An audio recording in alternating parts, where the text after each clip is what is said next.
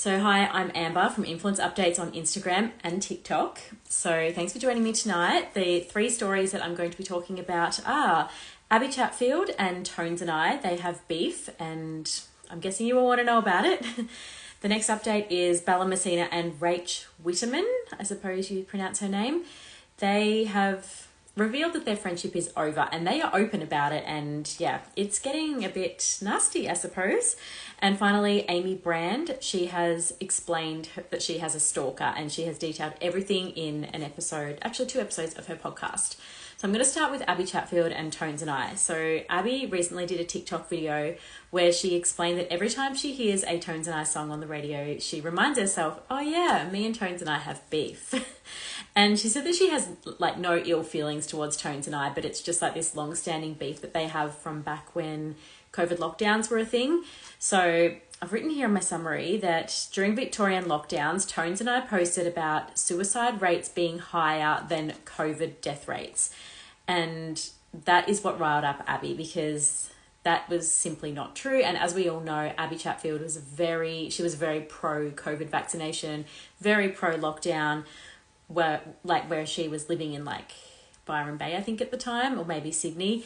And Tones and I, however, was in Melbourne, where we all know Melbourne had the strictest and longest lockdowns in the world. So I think that it's a bit hard to compare their thoughts on it. But yeah, Tones and I posted, what's the plan? A lot more people have died from suicide than COVID over the last 2 years. Let's be honest, even when we aren't in lockdown, we are still unsafe. And so Abbie, I guess she denied that that was correct. She said that that is not true, that more people have died from suicide, because at that point the COVID death rates were 4.29 million worldwide, whereas that simply wasn't true for suicide. But she said maybe Tones and I means the Australian death rates versus suicide. Sorry, this has turned into a very deep topic very quickly here. But yeah, so if maybe Tones and I was referring to the Australian ones, but then Abbie was saying, well, yeah, maybe they are higher, but that is because of lockdowns. So yeah, as we all know, Abbie was very pro-vax. It turned into a pro-vax versus anti-vax. Not that Tones and I was anti-vax, but she was anti-lockdown, I think. But yes, so that she had a go at Tones and I. And then she said that Tones and I wrote her a message, and it started off, like she just saw the start of the message and it started off like quite nice. And then by the time Abbie went to actually read the full message, the message had been deleted. So she didn't get to read the rest of it. So then a bit later, Abbie was hosting an event, Fridays Live, and Tones and I was performing at it. And she bumped into Tones and I and thought, let's, clear up all this beef in the air. And she said to Tones and I, like, oh, I'm sorry about being so hard on you about your opinions on the lockdowns and things. Hope we're all good, sort of thing. And apparently Tones and I was just like, yeah. And then just like walked off. And Abbie was like, okay, fair enough. You're not accepting my apology. And then Abbie was retracting her apology in this TikTok video anyway. Not that Tones and I accepted it.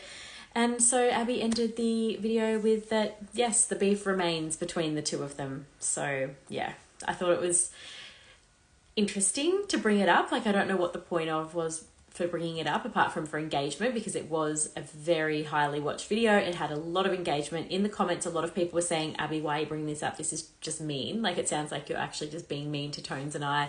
But I think that Abbie was just saying, she was kind of more just laughing about it and saying, the past is in the past. We have a difference of opinion. We're not friends, and this is the beef that exists. So yeah, that was the vibe I got from it. But I can see why people are like, this is just mean girl behavior, bringing this up.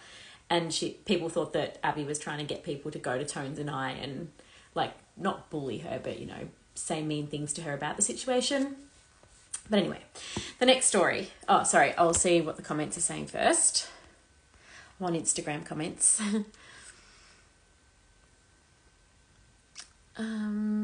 Abbie needs to shut her trappy sometimes. Okay, there you have it. And Abbie said people keep asking her, it's all for engagement. Oh, people were asking her why she has beef with Tones and I. Let's just see if anyone on TikTok is commenting. Someone's commented, this is your job, question mark, question mark. Yes, this is my job. Funny job it is, I know. And when people ask me what is my job in the real world, I honestly don't even know how to explain it, because they say, oh, so you're an influencer. And I'm like, no, I just talk about influencers. So yeah, it is a job. Oh yeah, someone else is saying that they really wanted to know about Abbie and Tones and I, but they were too lazy to look. Well, there you go. There you have it. All right, so the next story is Bella Messina. She is beefing, let's use that word again, with her friend Rach Witteman. So this is Rach, in case you don't know. This is Rach.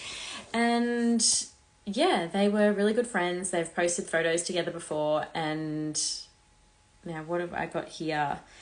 So Rach posted a video saying, if you have to convince yourself that your friends aren't meaning to make you feel like shit, they probably are meaning to make you feel like shit. That's the summary of the video, I suppose. And somebody wrote on it, girl, please spill the tea on why you're no longer following Bella. To which Rach replied with like the eyeball emojis, like looking to the side, as in many people took that as she's implying that this is about Bella, that Bella made her feel like shit all the time. Anyway, Bella then replied, or when you find out you got on a call with their ex-husband and told him all the things they are doing in their personal life that you only knew in confidence and impacted their co-parenting relationship, so they end the friendship. Now, this one's hard to get your head around because it's like third person, first person, second. I don't really know what person it's in. But basically it sounds like Rach got on a call with Bella's ex-husband and told him all the things that Bella is doing in her personal life that Rach, as a friend, only knew in confidence. And that has then impacted Bella and her ex's, Adrian, relationship. So that is why Bella has ended the friendship. Yep, I think that is it. But what I love about this is that influencer friendships break down all the time. It's so common. It's actually really crazy how common it is, but we never know why. They're always like so secretive about it. No one ever tells. Like Ashley and Sammy Leo, their friendship breakdown is still one of my most asked questions, and that happened probably 7 years ago. Lily Brown's friendship breakdown with Nikki and Lucy, again, one of my most asked questions still to this day. That happened 5 years ago. The thing with this friendship breakdown is I love that they've just come out and said that they hate each other. They've said why, and that'll just be swept under the rug now. Like, we all know we can all move on. It's not going to haunt us for the next 7 years. So yeah, I love it personally. I think that it's really great that they've just let us all in on their little personal business. Not that they had to, but I do love it. And I just thought I would add another friendship breakdown that a lot of people have been asking about is Jacquie Alexander and Gabi Sullivan. So it's very clear that they are no longer friends. They no longer follow each other on social media. And recently in the Happy Hour podcast with Lucy and Nikki, they mentioned that two of their influencer friends recently had a falling out and unfollowed each other. Then later in the episode, they implied that it was over competitiveness and jealousy with weddings.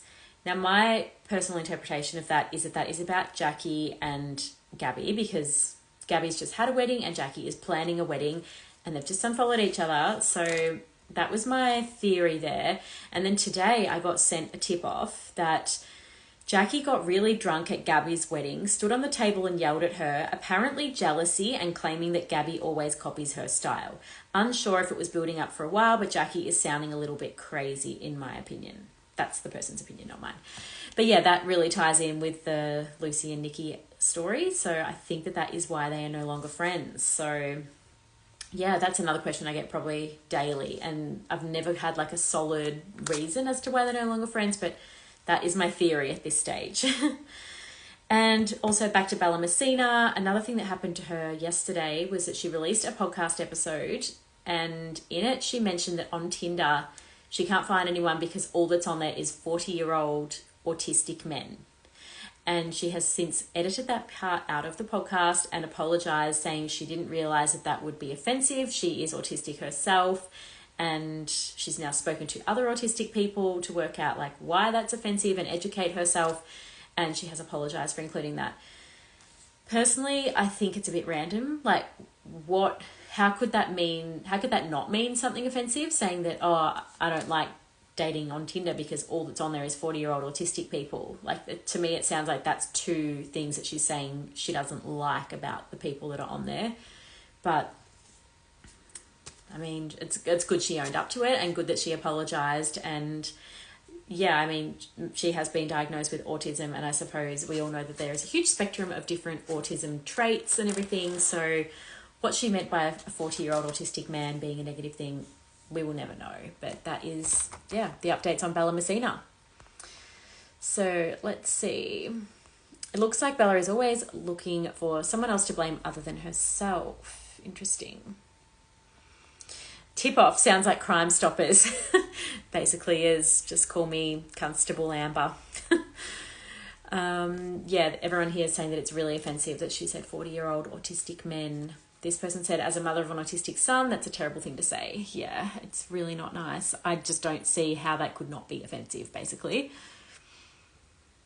No comments on TikTok.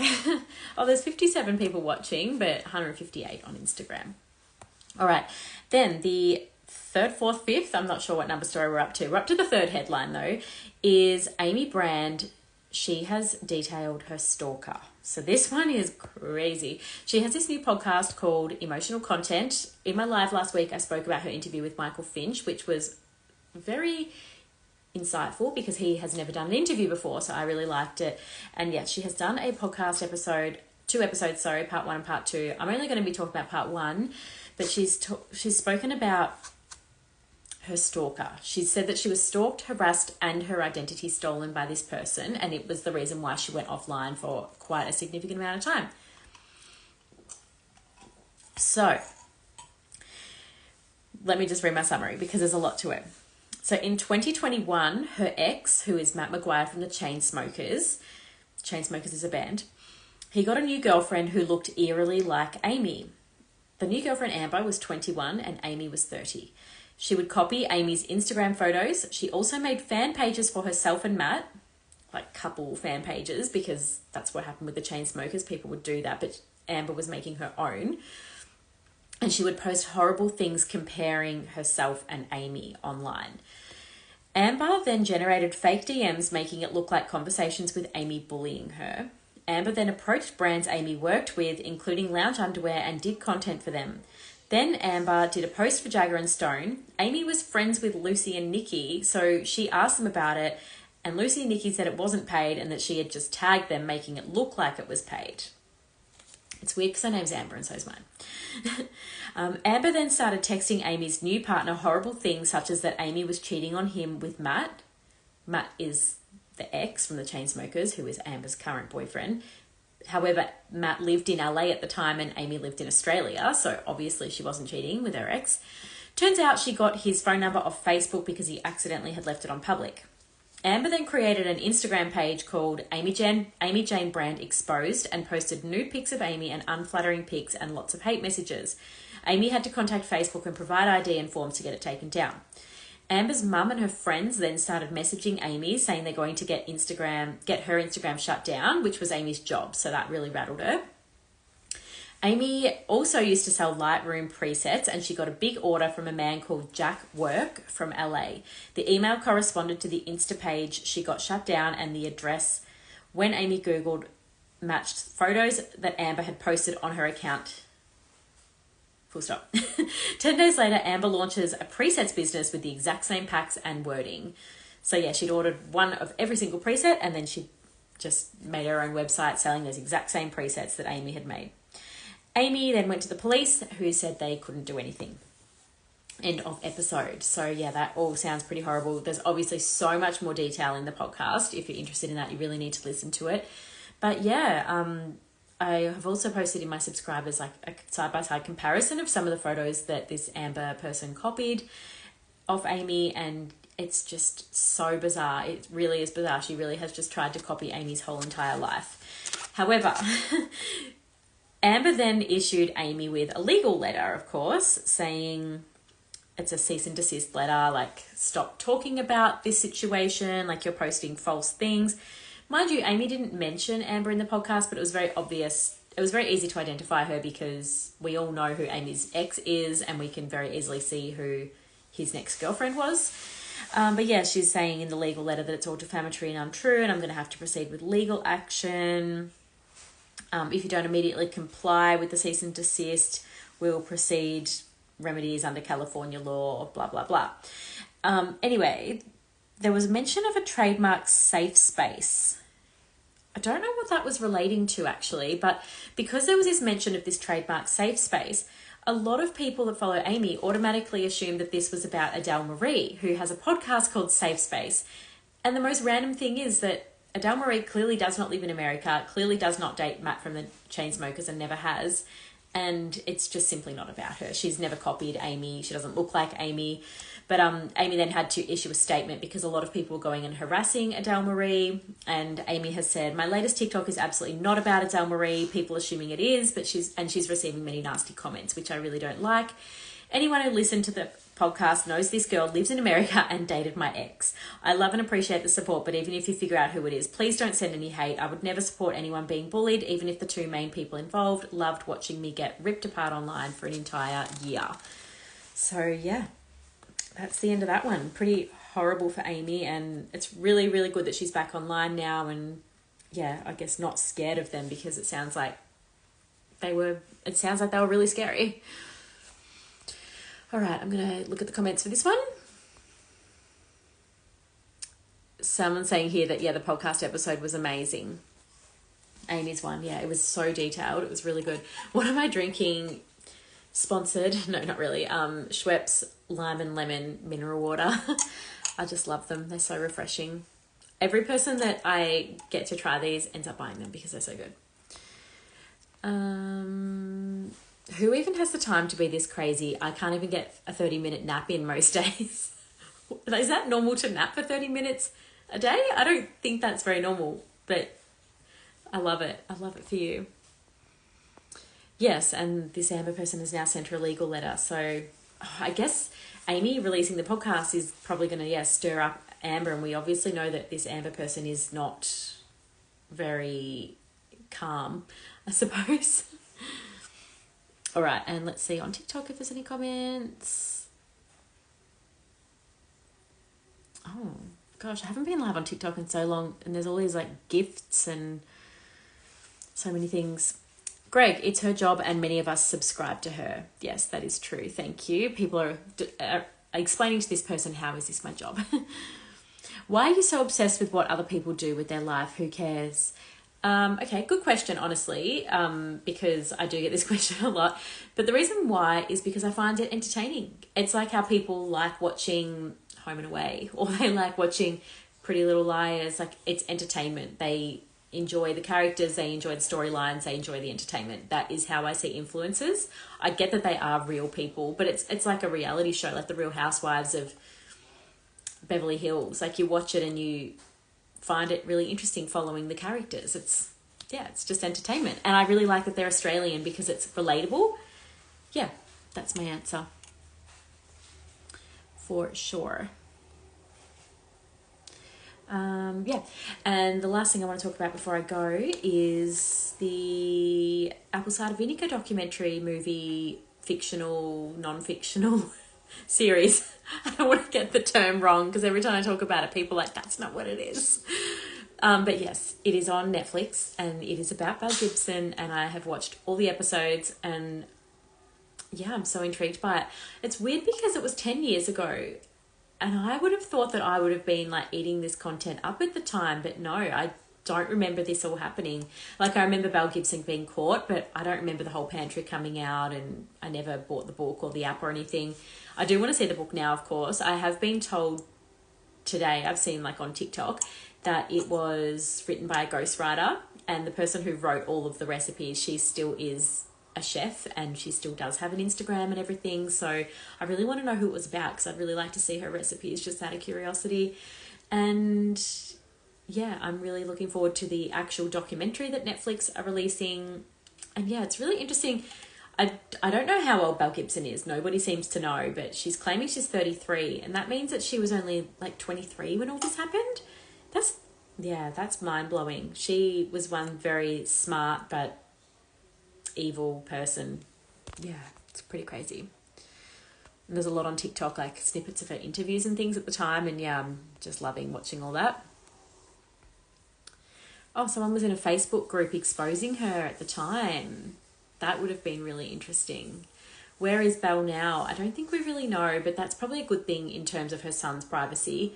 Although I'm thinking he would be like a late teenager now. But yeah, I think that I know she is a criminal and she probably should have served time and never has. And she's also never paid any of the fines. But for the safety of her son, it's probably good that nobody knows where she is. This person saying they got sucked in and bought all of Bel Gibson's whole pantry. SHIT. well, I don't think you're the only one who got sucked in, so don't worry about that. Don't feel bad about it. Feel good about it. You were part of a cultural movement.